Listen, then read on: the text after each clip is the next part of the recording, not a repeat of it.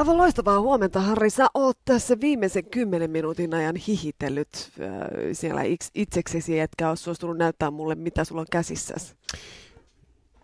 No, ei ole sitä, mitä sä luulet, vaan kuulkaas vappulehti. Mä en ole yleensä näistä opiskelijoiden vappuhässäköistä enää 40-vuotiaana jaksanut ihan hirveästi innostua.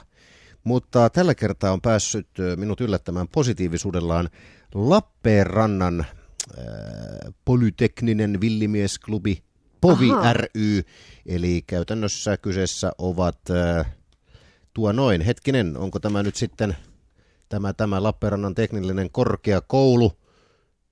Joo, kyllä, näin taitaa kuulkaas olla. No mikä siellä nyt on niin naurettavaa? No täällä on hyviä kuvia ja kivoja tarinoita, palataan näihin kohta. On onniteltava. Mä olen ihan vakuuttunut siitä, että nämä Otaniemessä opiskelevat nämä perinteiset, nämä polyteknikot, ei ne pysty tähän samaan ollenkaan. Lappeenrannasta kajahtaa. Vappulehtiä, niitä julkaistaan myös paljon.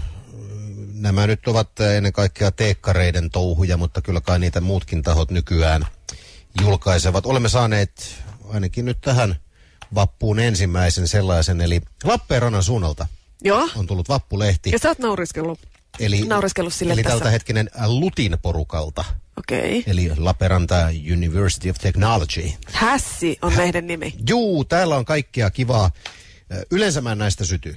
Mutta nyt täytyy antaa tunnustus Lappeenrannan pojille ja tytöille. Ovat tehneet hienon vappulehden. Täällä on muun muassa tällainen kuvasarja, parisuhteen stuntmies, jossa ideana tietysti on tällainen vähän ehkä vanhanaikainen, mutta kuitenkin hauska, jossa mies ei jaksa enää vaimoaan sillä tavalla työstää, niin on syytä ottaa tällainen stuntmies käyttöön. Ja tällä stuntmiehellä on tällainen koko vartalo kortsu päällään ja tässä se nyt sitten nai. Mitä? Joo. Näytäpä. Siis täällähän on ihan pornokuvia. Stuntmiehen työstäessä naista takapäin voit korkata vaikka oluen. Ei voi olla totta. Siis miten? Tämähän on räävitöntä. Tässä näkyy naisen rinnat nännejä myöten. Tämä on juuri sellaista opiskelijajuttua, mikä aina liitetään opiskelijoihin, mutta kukaan ei tätä oikeasti tee. Lappeenrannassa ymmärretään, mitä on oikea opiskelukulttuuri. Minäkin olen ollut opiskelija, eikä siellä kyllä tällaisia touhuja harrastettu. Sä olet jossain lessualueella. Torniossa. No niin. Ei täällä lessualuetta ole. Nämä on räävittömiä nämä kuvat mun mielestä. Nämä pitää pois lasten silmien ulottuvilta. No ei tätä nyt lapsille tarjotakaan. Tätä lehti on muutenkin hauska. Täällä on muun muassa tällaisia leffajulisteita. Päivi Räsäsen kuvalla markkinoidaan sellaista elokuvaa kuin 21 tapaa pilata homoliitto. Toi on hyvä. Siis Päivi Räsänen on kaikki nämä 21 tapaa. Pääosassa näköjään tässä elokuvassa Kouli Saskinen.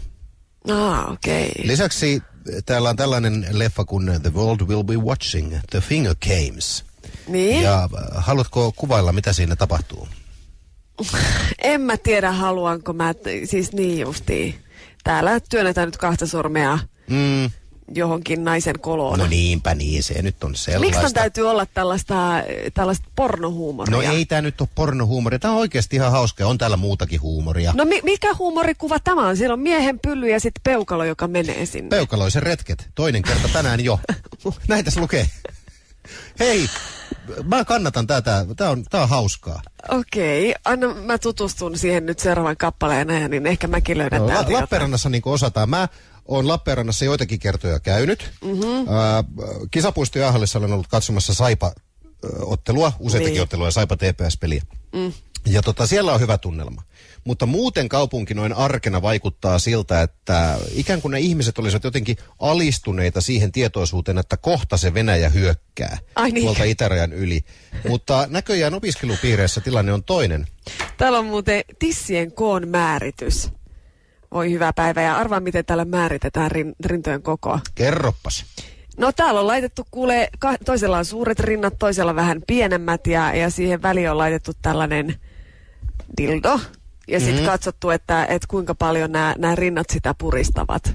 Ja siinä on liila rintaliivinen ja näköjään vaaleanpuna rintaliivinen vai onko toi oranssi? No tää on tällainen pinkki. Niin, semmonen Sä sytyit tästä. Eikö siis mun mielestä toi on hauskaa? No, let me rethink. Radio Rock.